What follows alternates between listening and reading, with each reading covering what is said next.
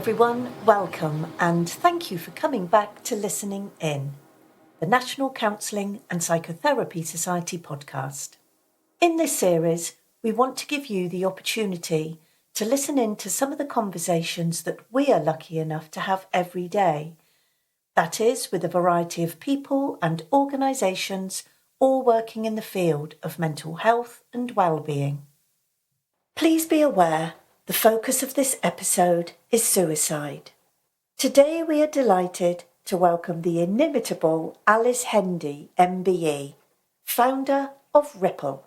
Alice's brother Josh took his own life just over 5 years ago when he was only 21 years old. Weeks later, Alice was already thinking of ways in which she could potentially help prevent others from doing the same. And so, with her background in cybersecurity, Alice embarked on creating a browser extension that intervenes in a gentle and supportive way when someone searches the internet for harmful suicide and self-harm related content. Ripple is now available globally to download for homes and families for their personal use, as well as businesses and public services, all with the intention of saving lives. In addition to this, Alice and her team, including her dad Ian, also provide resources and information that help people support loved ones who might be at risk. And their community reporting tool is the latest invention to launch. This creates easy pathways for anyone to report harmful online content that many of us stumble across in our everyday lives. Ripple now has over 2 million users worldwide, and Alice has been personally contacted by over 30 individuals who have told her they wouldn't be here were it not for Ripple. And by her own admission, honouring her own grief and loss, her love for her brother, Alice would also add herself to that group. She says, "I'd go as far to say that Ripple's probably saved my life as well."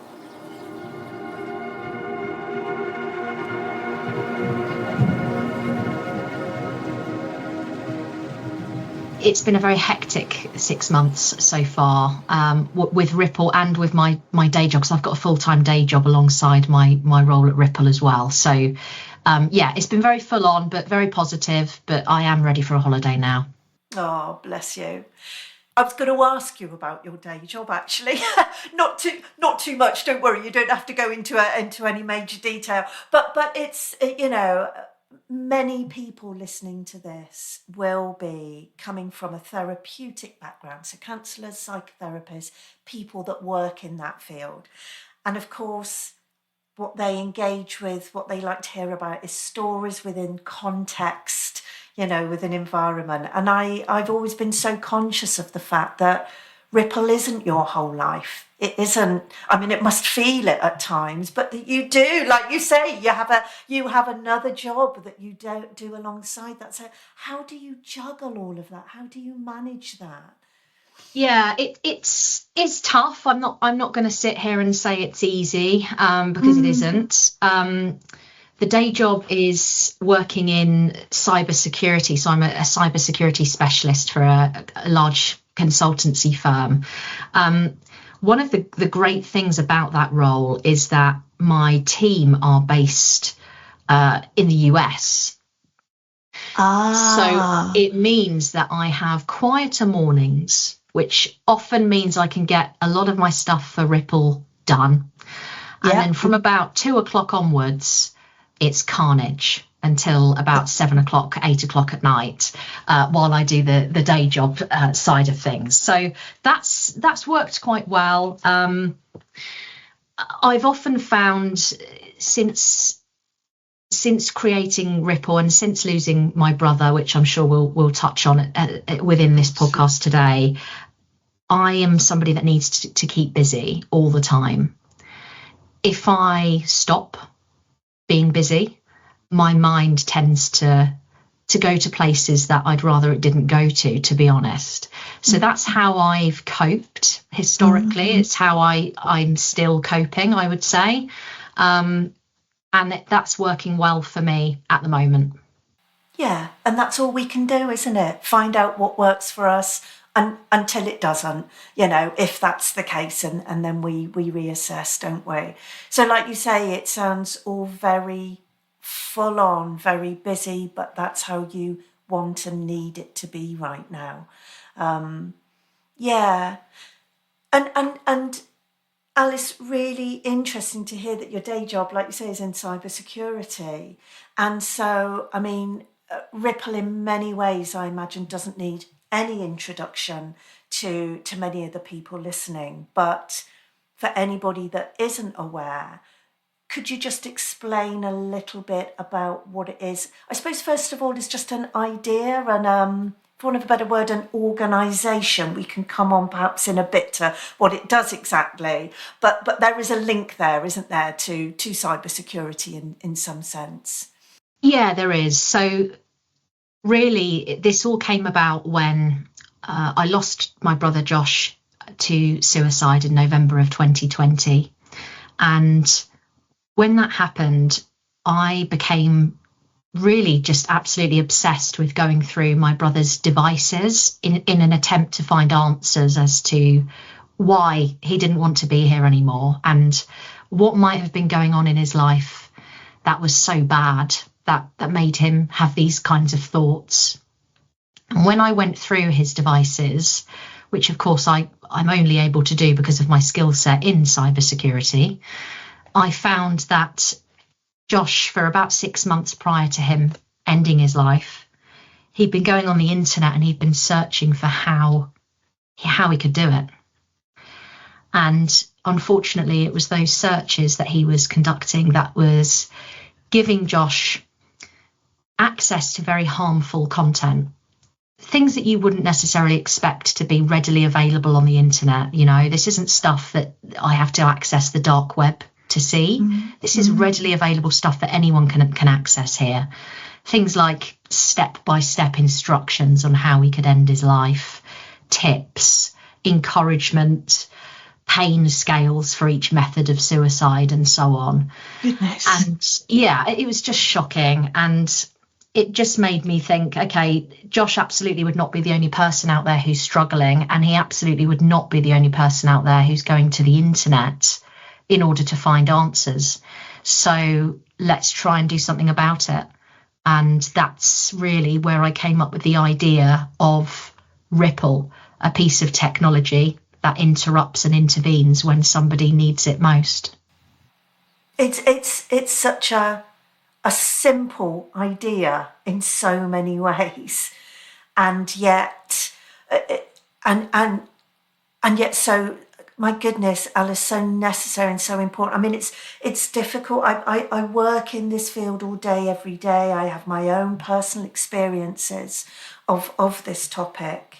It's something I'm very, very familiar with and have talked about a lot in my personal and professional life. And yet, even just to hear you just touch on what some of those websites can inform people about is so shocking to hear.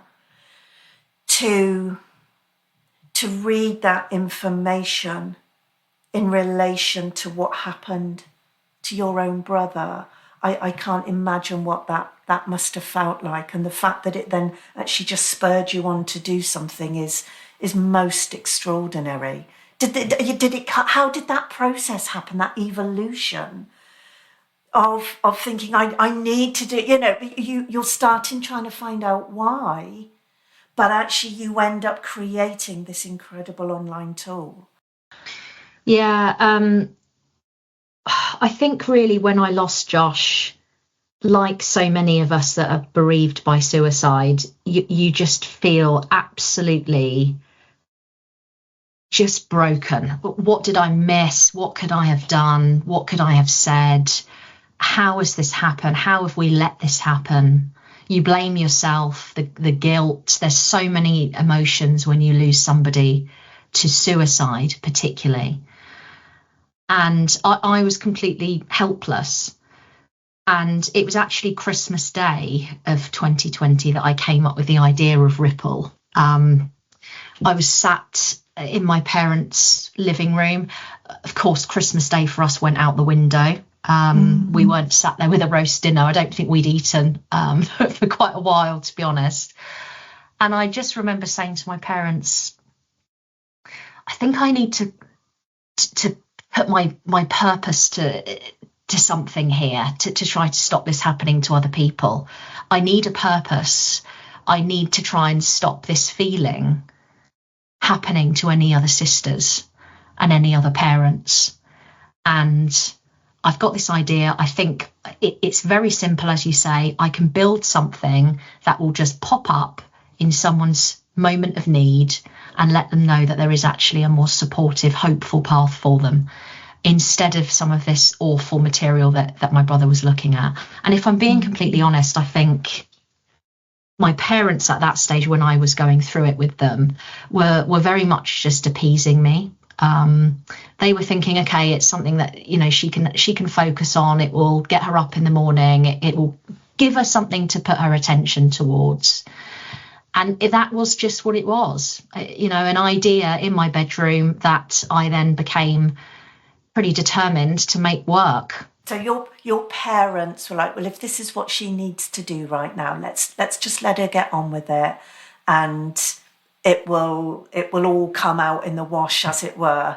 But actually what happened was you saw it right the way through, and here we are now sat together 6 years later, and here you are with an MBE and this hugely successful and like I say, I appreciate, perhaps because we work in the field, but you know, a relatively well-known tool that people can use. How does it feel now, sat from the position of here and now, looking back to you having that conversation with your parents? Do you feel that same? I mean, yeah. How do you feel about that, Alice? I suppose is actually what I'm asking. I think that Alice at that time was just incredibly vulnerable, broken, and desperate to try to find a reason to still be here herself. To be completely honest with you, Yeah. So Ripple has almost become, and it has, you know, it's saved lives of what we know of 32 people that have approached us directly to tell us that they're still here. But it's intervened and intercepted now on over 110,000 harmful searches for other people. You know, great. But I'd go as far to say that Ripple's probably saved my life as well, because there were many times that I didn't think I could cope with losing Josh. And there were many times that I just thought, I'm not sure I can do life without him, to be honest with you. So Ripple gave me that initial purpose. But as I saw it grow, and as I saw more people be really interested in what I was doing, because nothing like it existed, it gave me the encouragement, it gave me the push to say, okay, this might have legs. Keep going, this might have legs. Never, ever in a million years did I think 6 years later I'd be sat down telling you those kinds of figures. At the time in my bedroom, I was happy if I could stop this happening to one person. Yeah. So yeah, look, I've achieved that along with my team, who I wouldn't have been able to achieve anything without, and that means more than anything. I couldn't save Josh, but I'm trying my best every day to try and save others. And your mum and dad, at what point do you think they realised this is actually she's actually doing this? This is. Yeah, I think if I'm honest, it was probably when my dad became my first employee. That'd do it. That'd make him realise. which is an interesting dynamic, because he'd been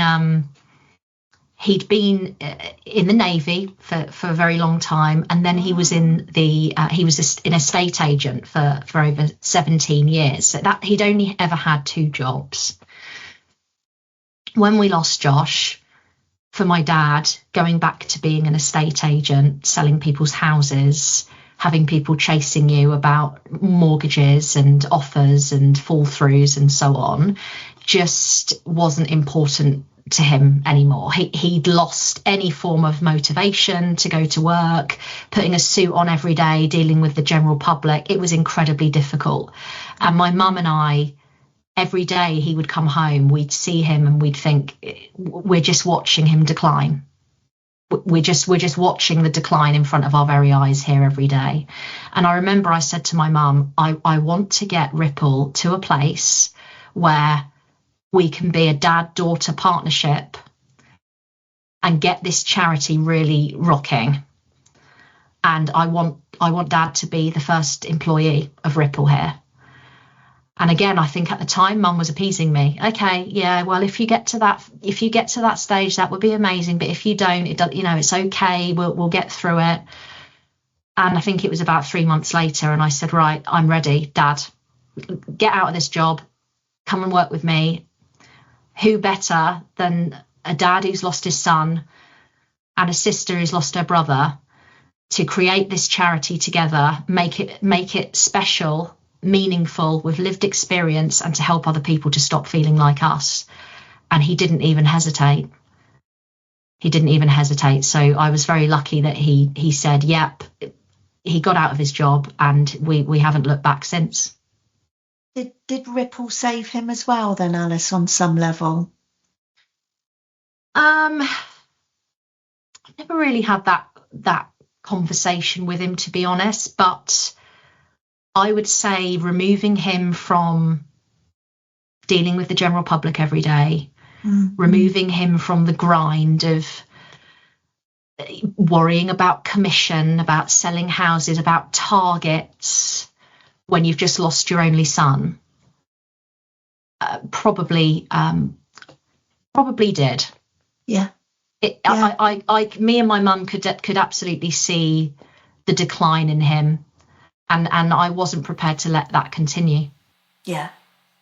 You were giving him, Ripple was giving him something that meant something. And I should say as well, I think that's something that's always really come through to us. I know Ripple itself, in effect, is an online tool. It's tech based, but Ripple as an organisation, that heart, that meaning that comes from the place of you creating it, your dad being your first employee, this sense of a family pursuing something and trying to do something meaningful really comes through. Honestly, Alice, it really does.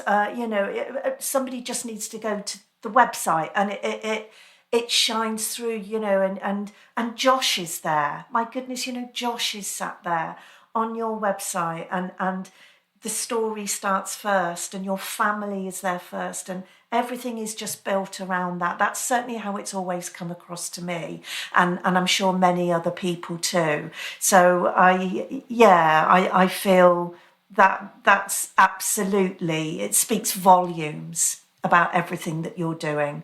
That's really, really good to hear, because you're right. It's a piece of technology ultimately, and what I never ever want to happen is for Ripple to become just a piece of technology. Mm-hmm. It's been built completely because of Josh. Yeah. With Josh and by Josh's family. Mm-hmm. And that will always be the case. Would it be okay if we talked a little about Josh? Phil, would that be okay? It feels, for all the reasons you've just outlined, feels important that maybe we know him a little bit in this too. Anything you like. Tell us a little bit about your brother. So he was A bit of a cheeky chappy. We were complete opposites at school. I was a bit of a goody two-shoes, all my homework on time. I quite enjoyed school. I quite enjoyed doing the coursework and all of that kind of stuff. Josh was completely the opposite. Couldn't be bothered. Would get away with doing the bare minimum and often got better grades than me doing it as well. Really, so frustrating. really annoying. Yeah, just didn't have to try, but would achieve something, you know. Yeah, bare minimum. The amount of times I would say you need to revise, and he wouldn't listen to me, and then he'd get a better grade than I would in his exams. So that he was a bit of a cheeky chappy at school. Got in trouble a little bit, answering the teachers back, having a bit of lip, all of that kind of stuff. In terms of his hobbies, he absolutely loved his music. He didn't play an instrument, but he did really think of himself as an up-and-coming DJ.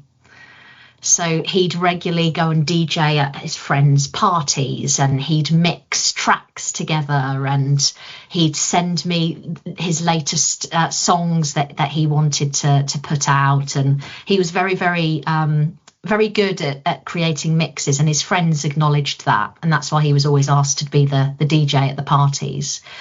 But we've got many happy memories where we'd go to concerts together. If ever I wanted to go to a gig or a festival or a concert, Josh would be with me every time. And we've done lots of those. He also liked his football. So I still am a bit of a fanatical West Ham fan. I'm not sure how much you know about football, Faye, but it hasn't been a good season. At the moment. Yeah, not great for us this year. But he followed West Ham with me, so we'd regularly go to football games together. He used to love coming up to visit me in London, and we'd have weekends, brother-sister weekends together up there. We went abroad together. We used to do sibling trips. Took him to Amsterdam for his 18th. I took him to Cologne in Germany when he was 20.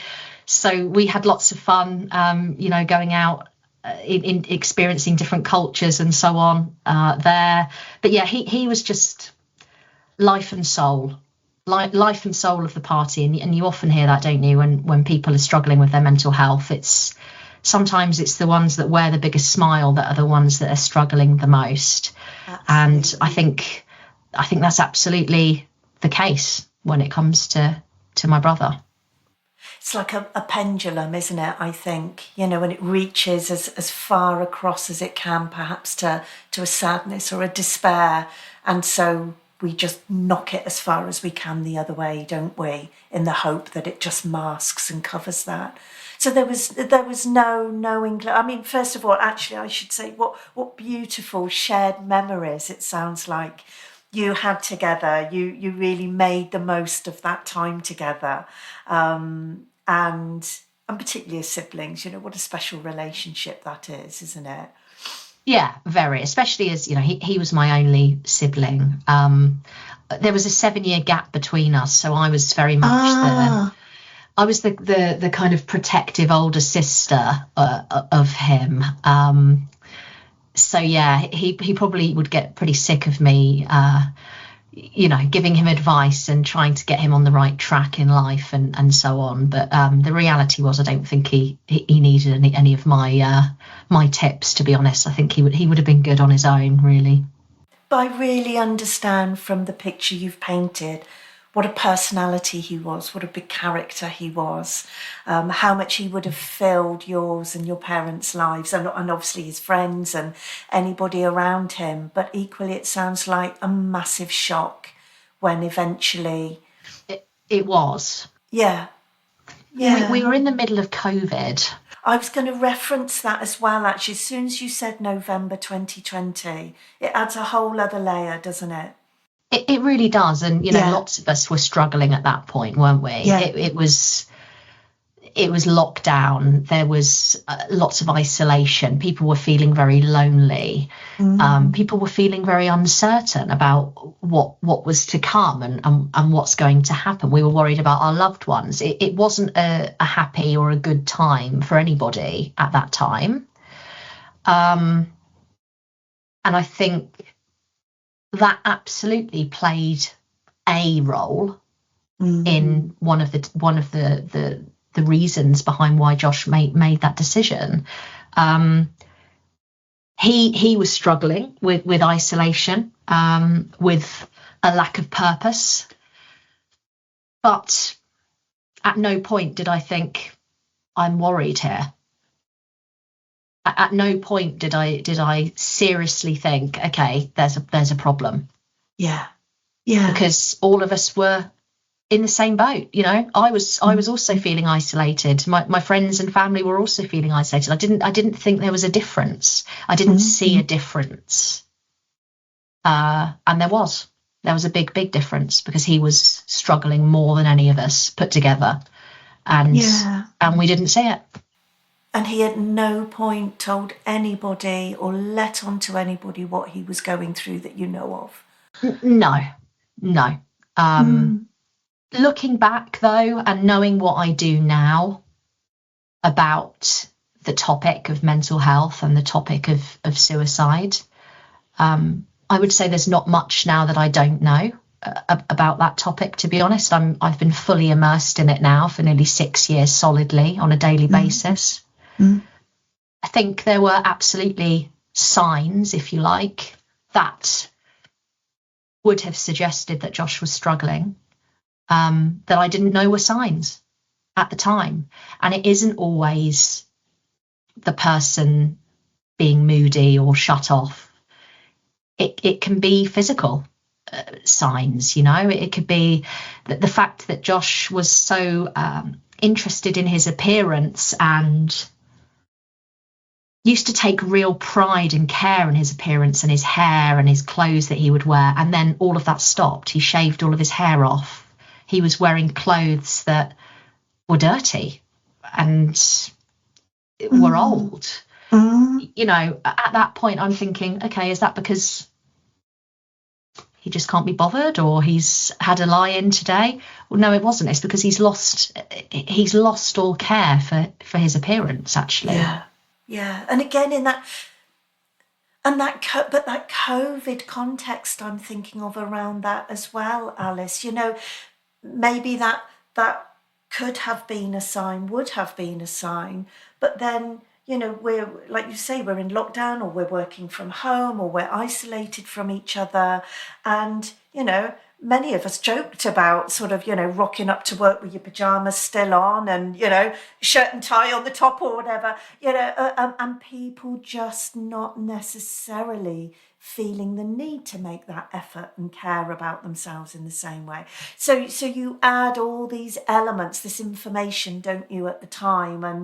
And I think there's such a dichotomy, isn't there, that we have this.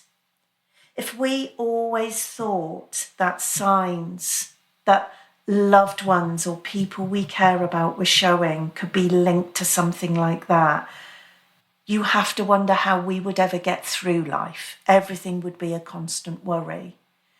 And yet, having this conversation, the conversations you have every day, the experiences we have combined, tell us, look out for these things, be mindful of these things, see it in the context of other stuff going on, and is it telling you something? Is it worth asking a question? But at the time, it's just, yeah. And also at the time, if I did acknowledge that they perhaps were signs that he was not doing well, would I have known how to open and have that conversation? Would I have known what questions to ask? The answer is no. I wouldn't have had a clue. And if somebody listening to this was worried about somebody they knew, now with all that experience and knowledge that you have, what would you recommend? What would you suggest that they do? Do you know, we've actually now created a free guide on exactly this. Because if I can tell anyone anything, it would be to please read this guide. It's called How to Talk About Suicide. Okay. It's completely free. It's on our website. I'll send it to you, Faye, afterwards for you to share with your listeners and put a link to how people can download it. Absolutely. But it has what to say, what not to say, and why, and actually explains why. It's all very well saying, oh, you can't say something like that. Well, why can't you? You know, what's the reasoning behind why that might be stigmatizing, or why that might make somebody feel more isolated? And once you have that understanding of why, you then think, okay, that makes sense, actually, that makes sense. So this guide is really for anybody out there who does not know how to open that conversation. You don't have to be a therapist.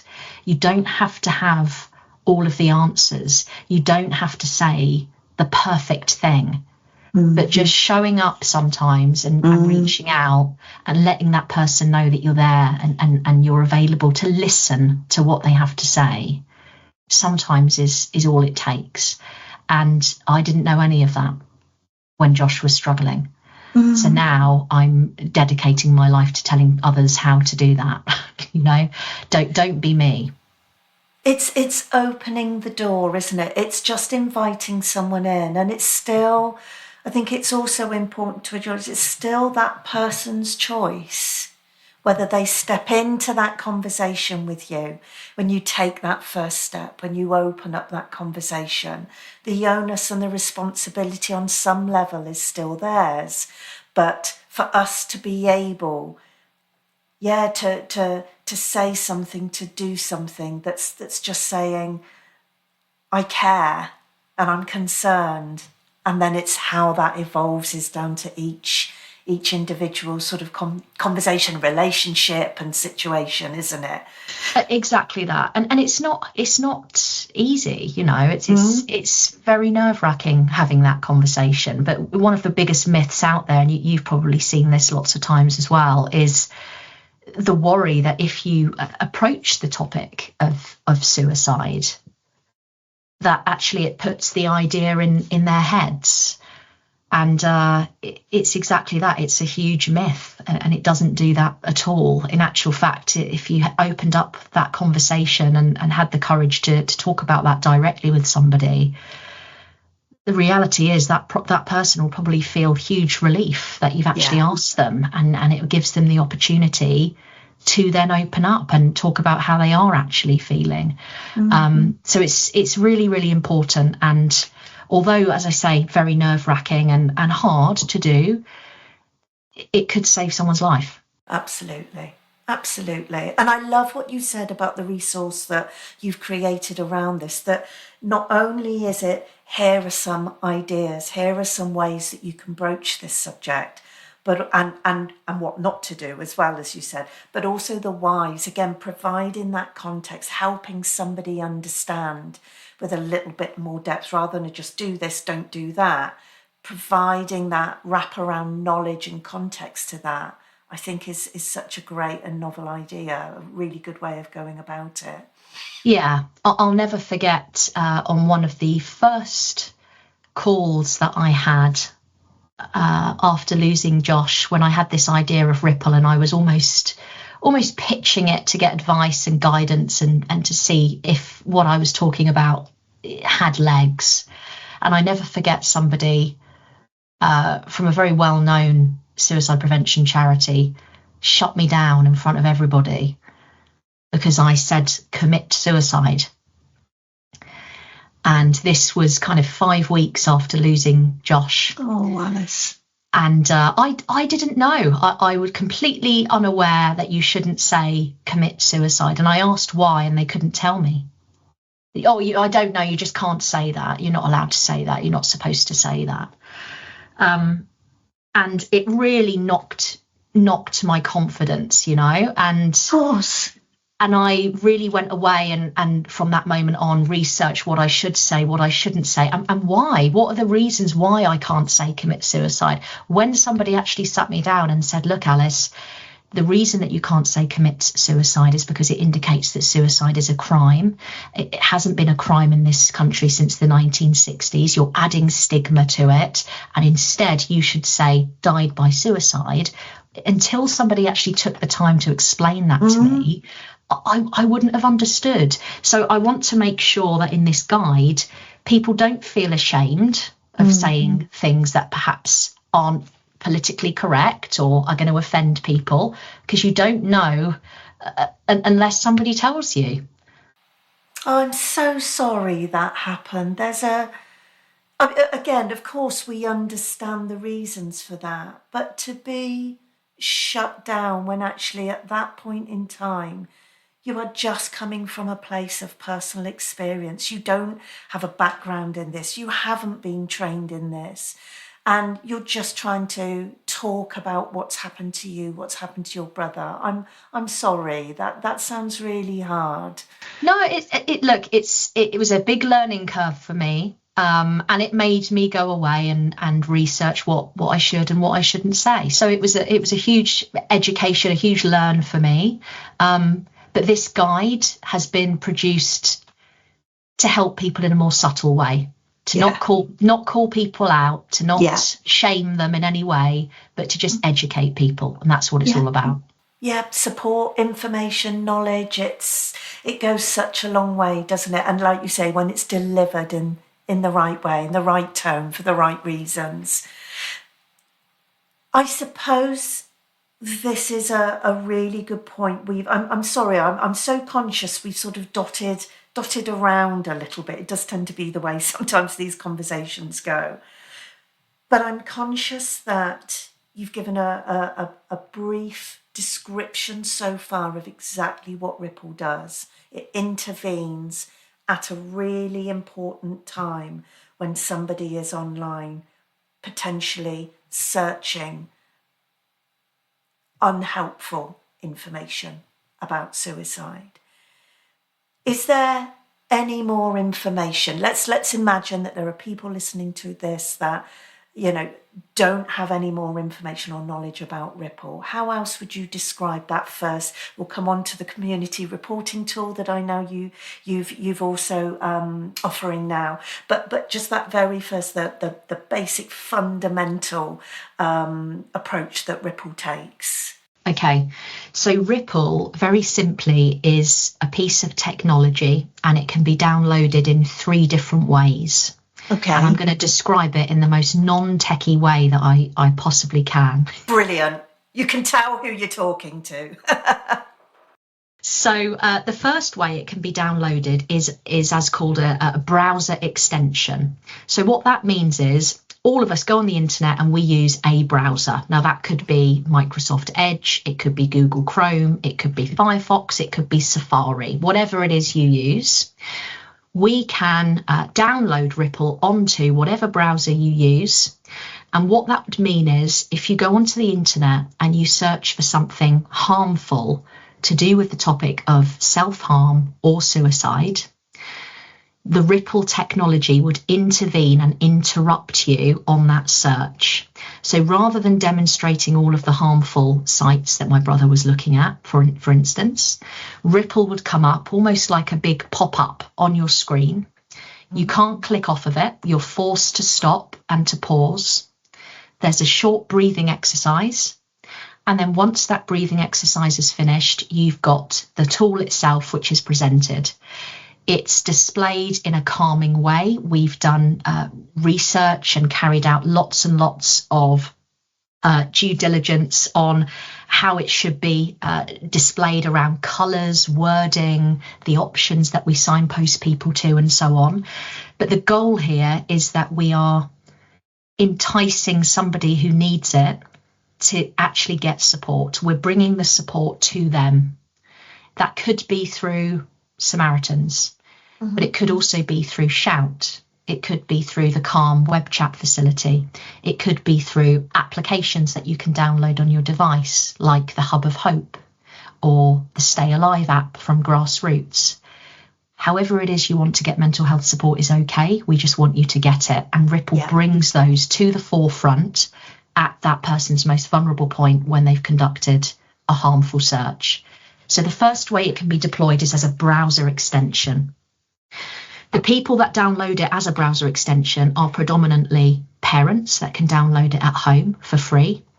We've got a video on our website. It's about 60 seconds long, and it tells you exactly how you can download it directly. But also schools, colleges, universities also download it as a browser extension completely for free to safeguard their students and young people as well. Amazing. The second way that you can deploy Ripple is through Wi-Fi. Anywhere that has a Wi-Fi network, we can put Ripple on that Wi-Fi network. So a good example here is Network Rail. We're partnered with Network Rail. They have deployed Ripple on the Wi-Fi at some of their biggest train stations up and down the country. So how that works is if I go to London, King's Cross St Pancras station, and I am on the Wi-Fi, connected to the Wi-Fi at that station, and I search for something harmful whilst I'm connected to that Wi-Fi network, Ripple would intervene through that device as well, and it would signpost me to the relevant support services. And then the third way that we can deploy Ripple is a fairly new intervention for us, which is through managed mobile devices. And the key word there is managed. So sadly, we can't get it on individual phones at the moment, but we're working on it. Okay. So managed mobile devices would be for those businesses who have got a large employee base, perhaps, who they've given corporate phones to, corporate iPads to. They're on the move. Lots of construction firms in particular go for this option. And we can place Ripple onto their devices where they're on the move. And if they conduct a harmful search using that device, wherever they're located, again, Ripple would intervene and interrupt them. And through those three methods of deploying Ripple, we're hoping to try to support as many people as we possibly can.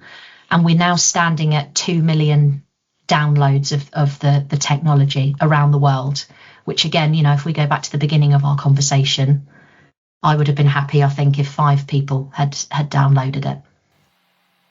Alice, it's extraordinary what you've done. And again, just what strikes me is the simplicity of it.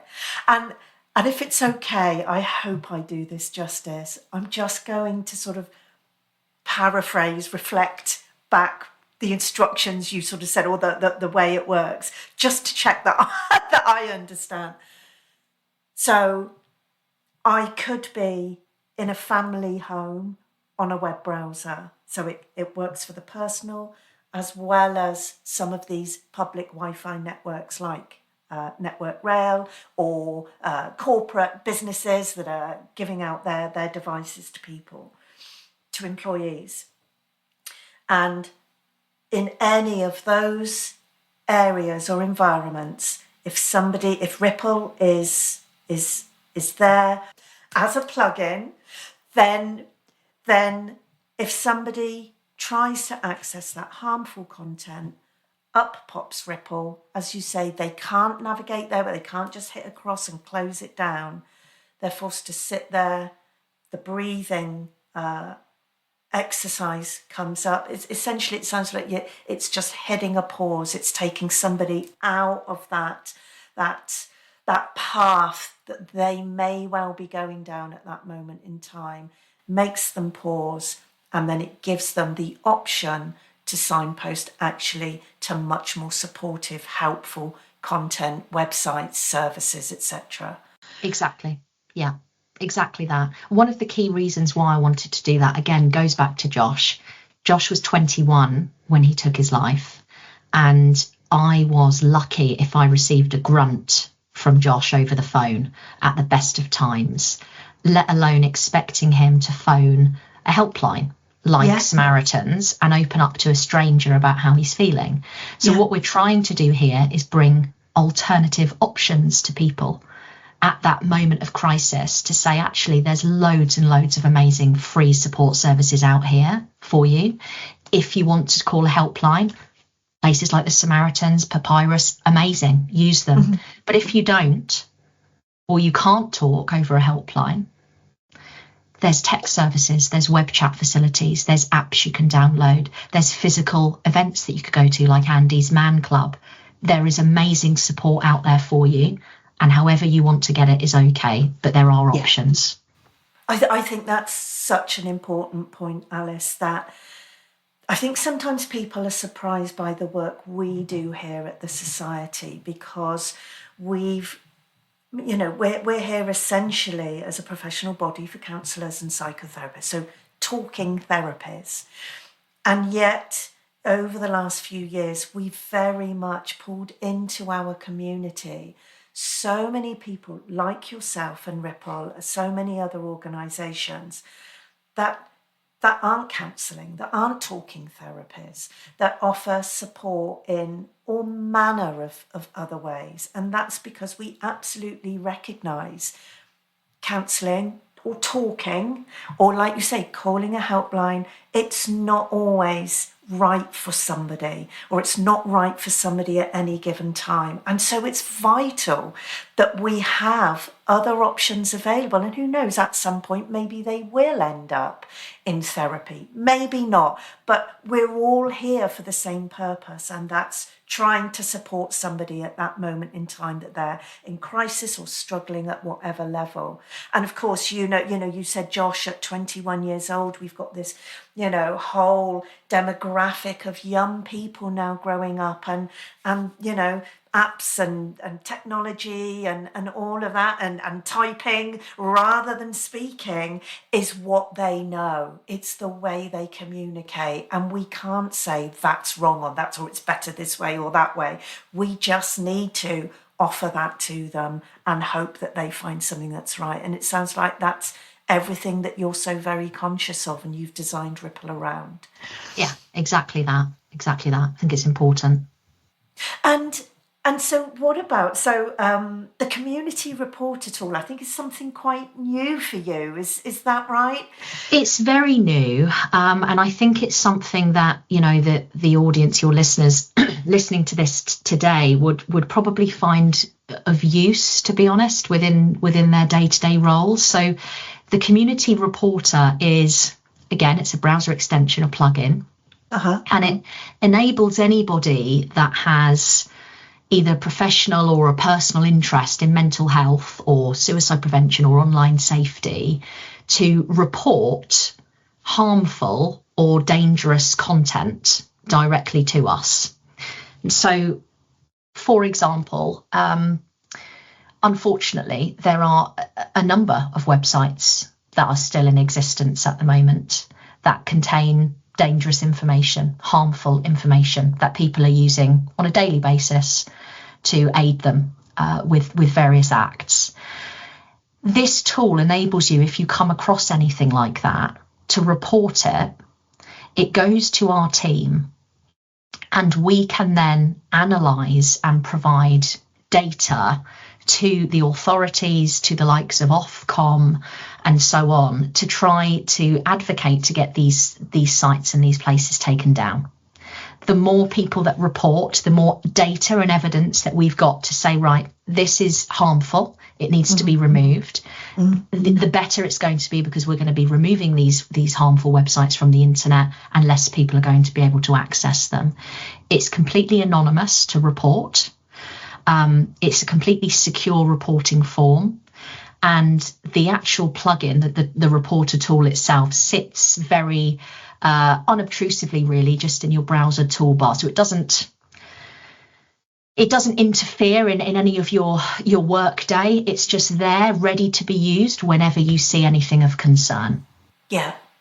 What an amazing idea. We hear all the time, don't we, of people desperately trying to report, just somebody sat at home browsing, comes across something, whether that's on social media or a website, and they try and report it and they feel it goes nowhere. They feel their voice isn't being heard or it's not taken seriously enough. And I think perhaps there's something about being able to report to the likes of an organisation like Ripple, that you feel that information will then be properly taken to the right people and maybe taken notice or maybe heard a lot better than just an array of individuals doing it off their own bat.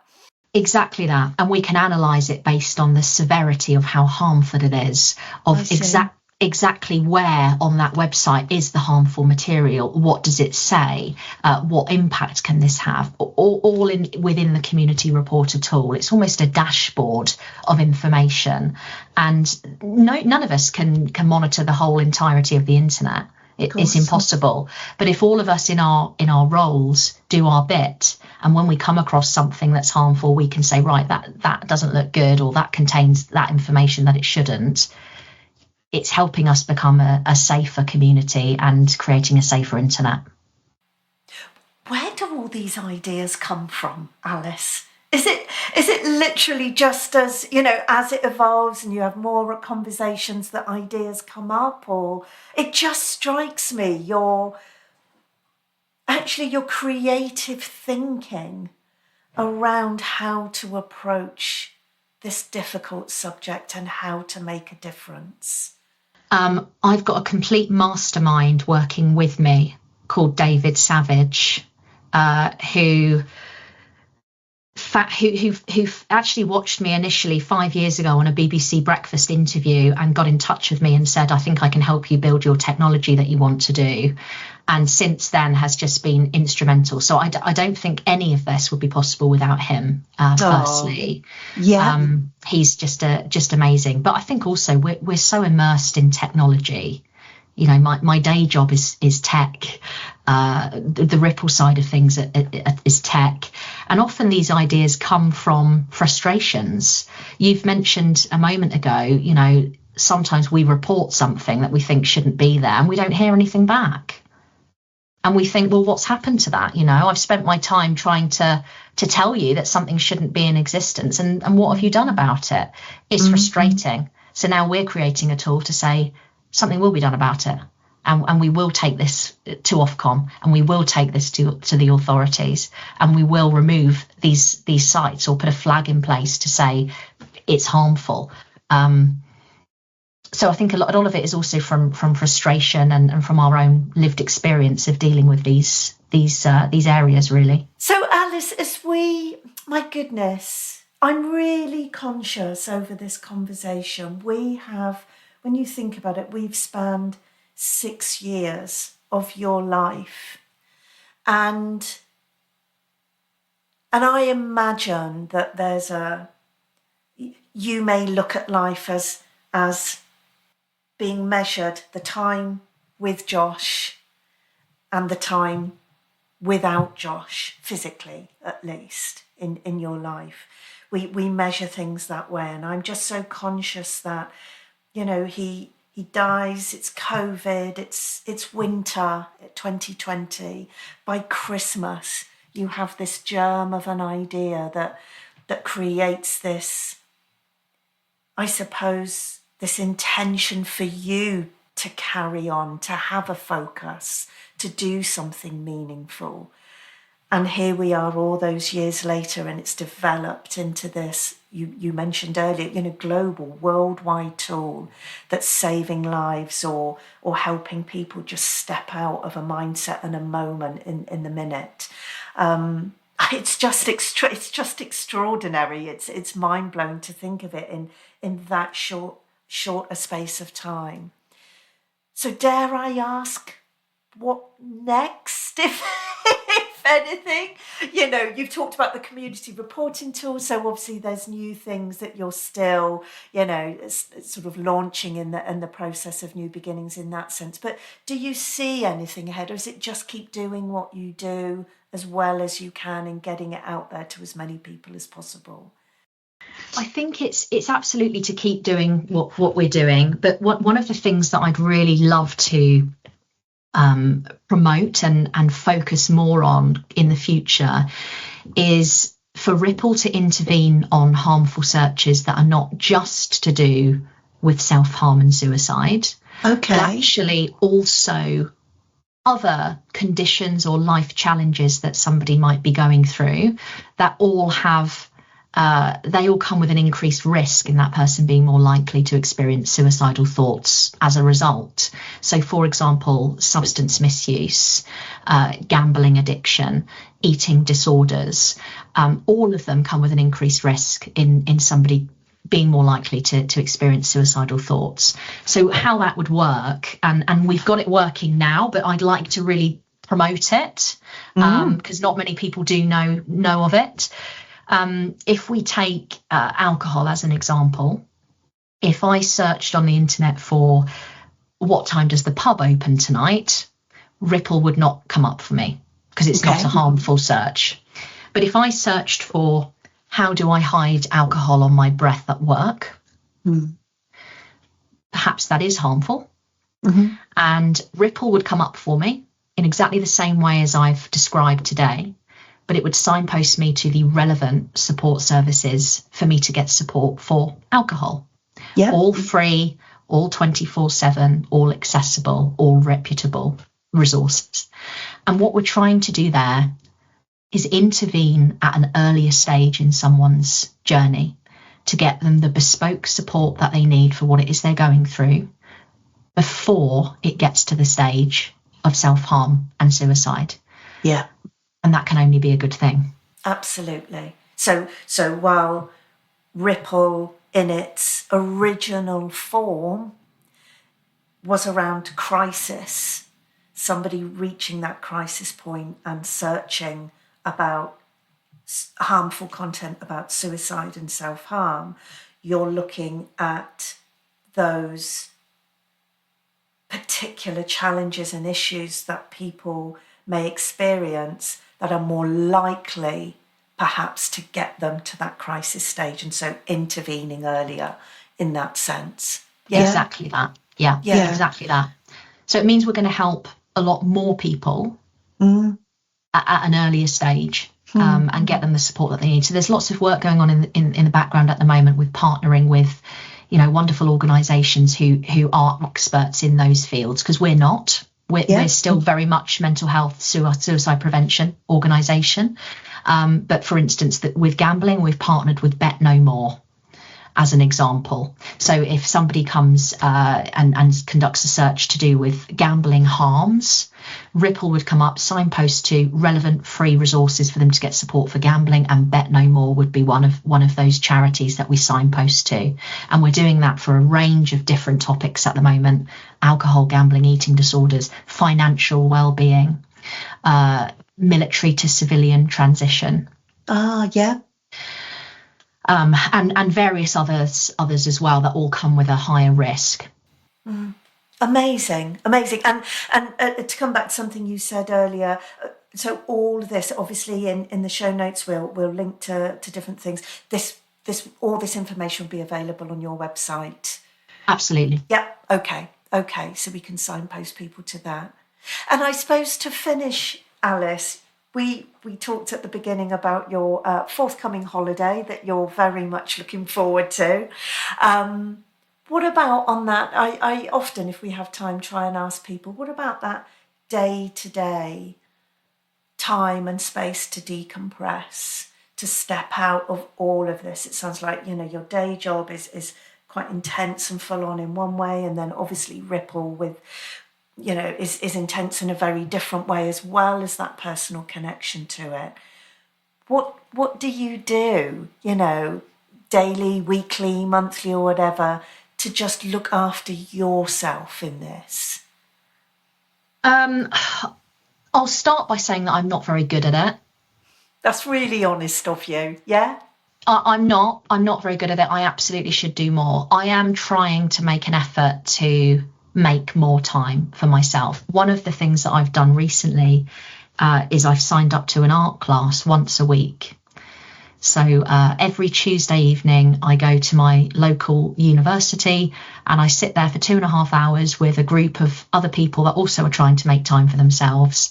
And I just paint for a couple of hours. And that's really nice. It's just completely switched off, no technology around me whatsoever, listening to music and just drawing and painting. And that's quite a nice way for me to unwind once a week.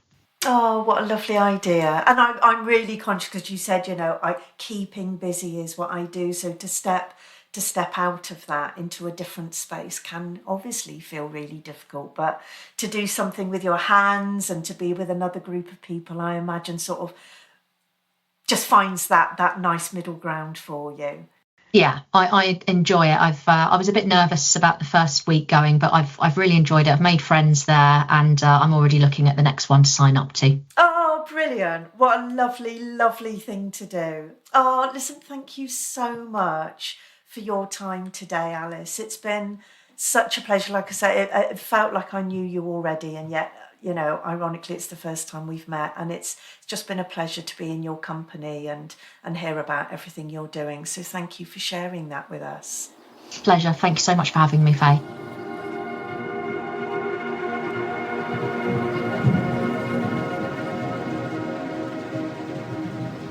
Thank you to Alice for joining us today, and thank you for listening in. If you would like to find out more about Ripple's suicide prevention and its digital crisis intervention tool and all the other resources and information that Alice has described today, then the links will be in the show notes below. This podcast is brought to you by the National Counselling and Psychotherapy Society, a professional home for counsellors, psychotherapists, and over 120 wellbeing organisations across the UK. Autonomy, diversity, creativity, and community are at the heart of what we do. We're creating a positive space for conversations with people who share common beliefs and goals, because together, our voice is louder. If you would like to know more about the NCPS, please visit www.ncps.com for more information. And please remember to follow and subscribe to this podcast so you're always part of the conversation.